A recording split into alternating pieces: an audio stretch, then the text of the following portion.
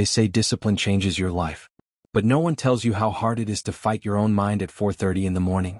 The first time that alarm went off, I almost cried. My bed felt like heaven and every reason in my head told me to quit. But I didn't. For 100 days straight, I woke up before the sun, before the world, before my excuses.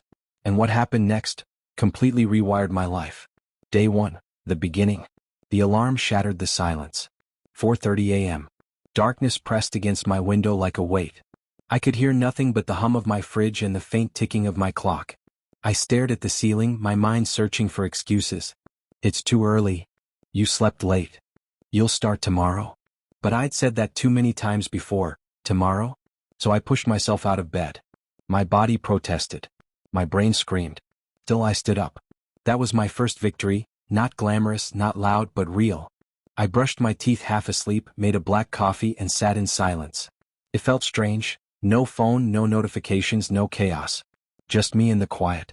I wrote in my notebook, Day 1, don't quit. Day 3, the war in my head. By the third day my body started to revolt. My eyelids were heavy bricks. I stumbled through my morning like a zombie. Every second my mind whispered, why are you doing this? And honestly, I didn't know yet. All I knew was that I was tired of being average. Tired of promising myself change and never delivering. I wanted control. That morning, I stood on my balcony watching the first light crawl across the horizon. The world was still asleep, silent, empty, peaceful. And for a few seconds I felt powerful. Like I had stolen time itself. That feeling, it kept me going. Day 5, the wall. The fifth morning hit like a brick wall. My body hurt. My head pounded. Every movement felt slow and heavy. I slammed my alarm off and sat at the edge of the bed, staring at the floor. That voice came back. Just one day off. You deserve it. But deep down, I knew where that voice led. Back to old habits, back to mediocrity, back to the same life I wanted to escape. So I stood up again. And when I did, I realized something important. You don't build discipline by feeling ready, you build it by moving anyway. Day 7, the first win. A week in. I looked in the mirror. I didn't see much change, but my eyes looked different. Sharper. More alive. I started to notice patterns. At 4:30 a.m. my mind was calm. No noise, no pressure, no distractions. It was just me and possibility. I began to use those hours to read, to plan, to move. Not scrolling, not reacting, creating. At 6 a.m. I was running while others were dreaming. The streets were empty, the air cold, the city silent. Every footstep echoed like a promise. I was no longer chasing motivation. I was chasing momentum. Day 10, the breaking point. By the 10th day something strange happened. My body stopped resisting. I didn't need 5 alarms anymore. One was enough. But that's when a different kind of challenge appeared. The mental fatigue. The quiet voice that said, you're doing all this, for what? I didn't have an answer. All I had was a choice, to keep showing up. That morning I journaled something that stuck with me. Consistency is the language of belief. Every time you show up, you tell the universe you mean it. That line became my anchor. Day 12, isolation. People started to notice. Friends texted, why don't you come out anymore? Why are you acting weird lately? They didn't get it. They couldn't, because this wasn't about them. It wasn't even about success or money anymore. It was about me proving to myself that I could be reliable, that I could trust my own word. Waking up early wasn't changing my schedule, it was changing my identity. Day 15, the shift. Something changed around the 15th day. When I woke up, it didn't feel like punishment anymore. It felt like purpose. The quiet became addictive. That stillness before the world wakes up was mine. My secret weapon. I used that time to read, to stretch, to plan my goals, and to simply think, something most people never do anymore. At 7 a.m., I had already lived 3 hours of my day with full intention. I was no longer reacting to life. I was designing it. Day 17, the doubt returns. It's funny, even when you start to grow, doubt doesn't disappear. It just gets smarter.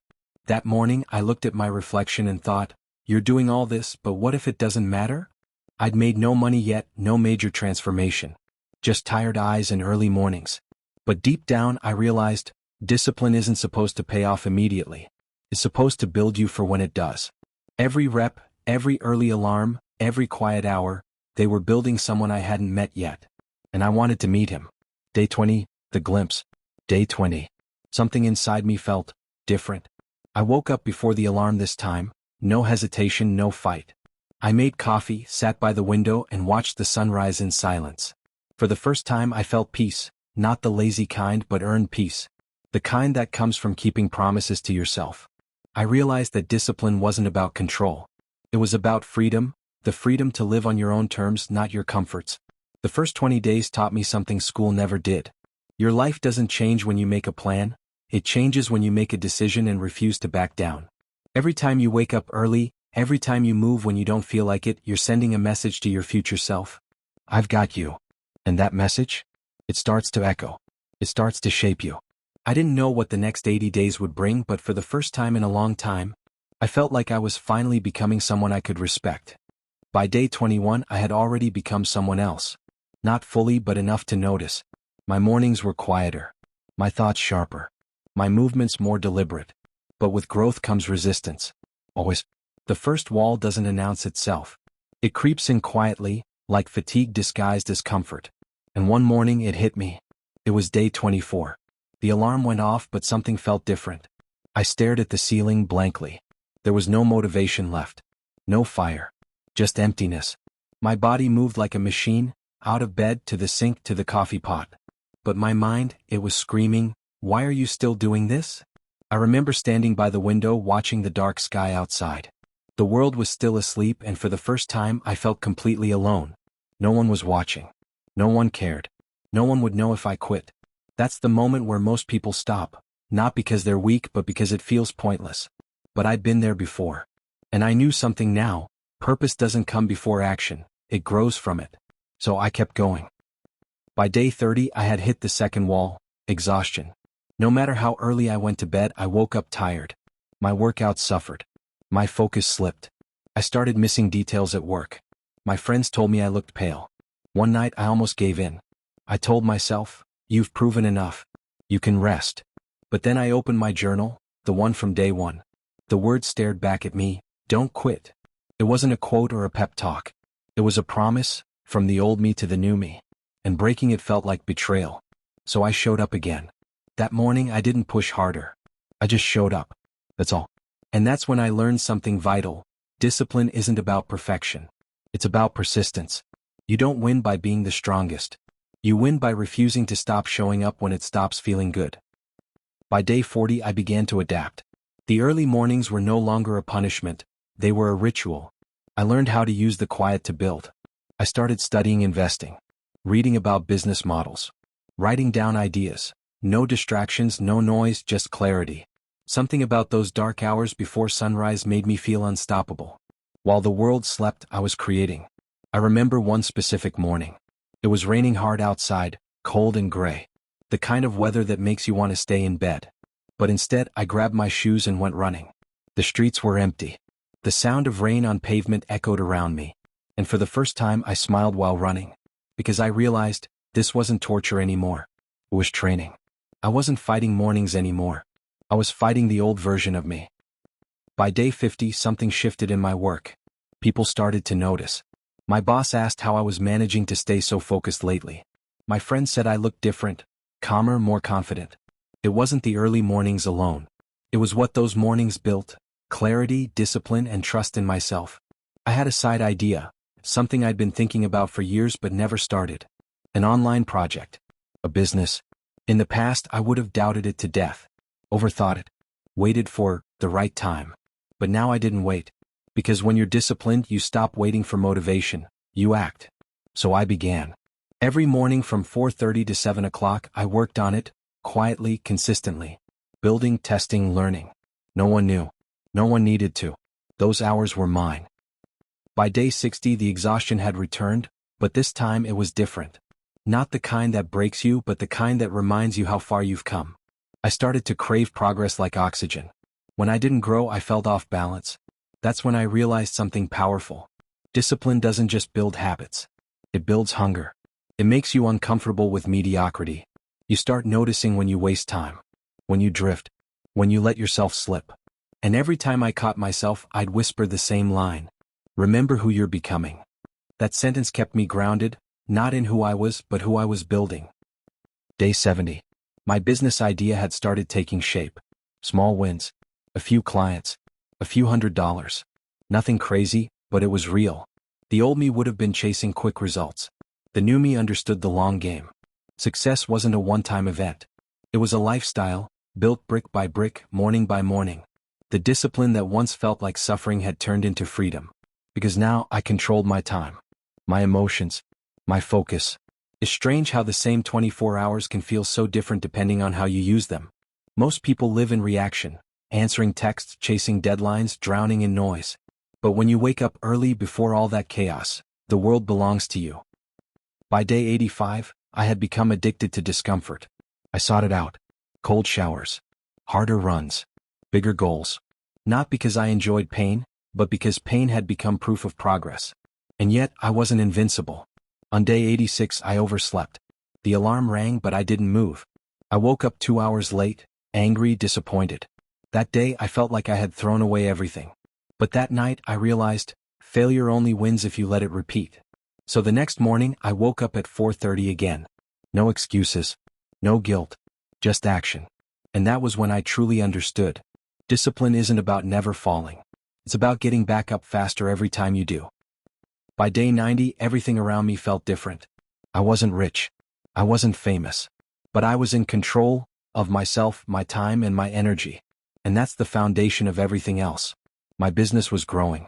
My health was improving. I was finally starting to feel the rewards of everything I'd built in the dark. And as I watched another sunrise that morning, one thought hit me hard. No one will ever understand what it took to become this person. The world will only see the results. Not the alarms, not the exhaustion, not the loneliness. But that's the beauty of it. Discipline is a private victory that leads to public success.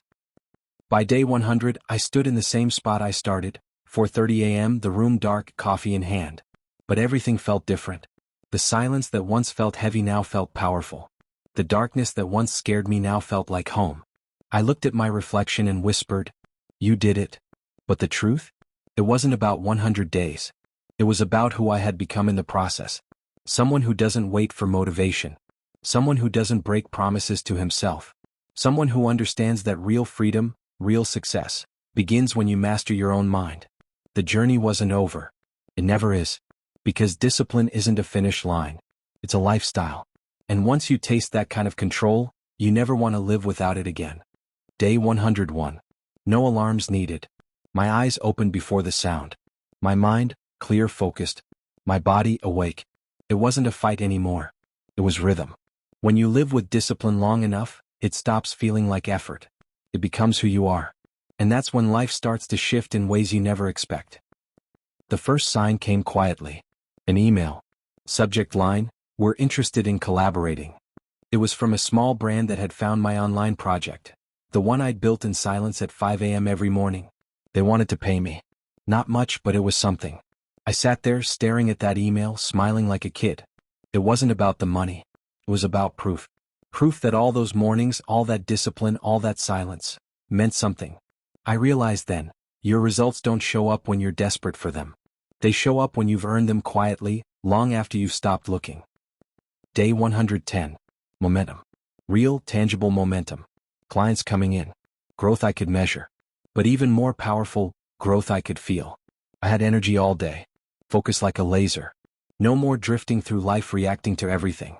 And I noticed something else. The same people who once told me, "You're obsessed," now asked, "How do you stay so consistent?" Funny how that works. They see the outcome, not the process. The sunrise, not the sleepless nights. I didn't blame them. Because discipline, real discipline, is invisible until it isn't. Day 120. I started waking up with purpose.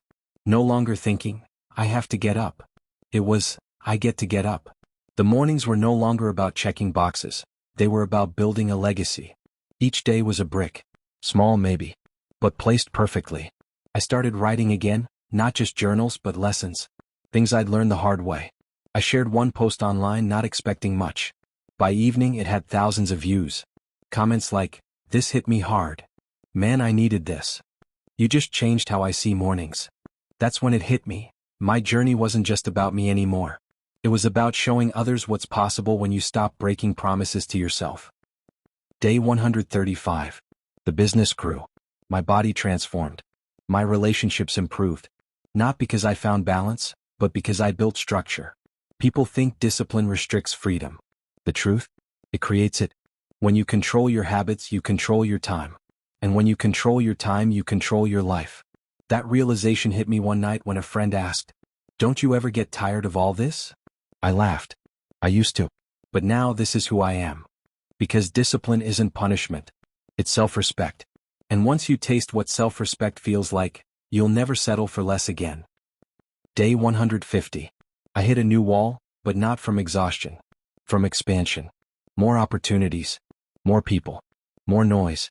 The world started pulling at me again, testing if I'd slip back into chaos. But this time I was different. I knew how to say no. No to distractions. No to shortcuts. No to anything that didn't align with the person I had built. Because here's the thing about discipline. Once you earn it, the world can't take it away. Only you can give it up. And I wasn't about to. Day 160. I remember standing on my balcony again. Same view as day 3, same skyline, same sunrise. But this time I wasn't searching for purpose. I was purpose. The air was cold, the city waking up, lights flickering one by one. I sipped my coffee and smiled. I had done it. Not because I reached the top, but because I built the kind of person who would never stop climbing. The truth is, the million-dollar idea, the perfect body, the dream life, they don't matter as much as people think. What matters is the version of you that's capable of creating them. And that version? You build him when no one's watching. Day 180. 6 months of relentless mornings. 6 months of saying yes to growth and no to comfort. 6 months of proving to myself that I could rely on me. People ask me what changed the most. My income? Sure. My health? Definitely. But the biggest change was internal. I stopped negotiating with my excuses. I stopped needing validation. I stopped waiting for the perfect moment, because I realized the perfect moment is the moment you start. Day 200. It was a Sunday. No meetings, no plans. Just silence. I sat at my desk, flipped through my first notebook, the one that started with, Day 1, Don't Quit. The pages were filled with pain, struggle, victories, quotes, and scribbles. But what stood out most wasn't what I wrote. It was what I became.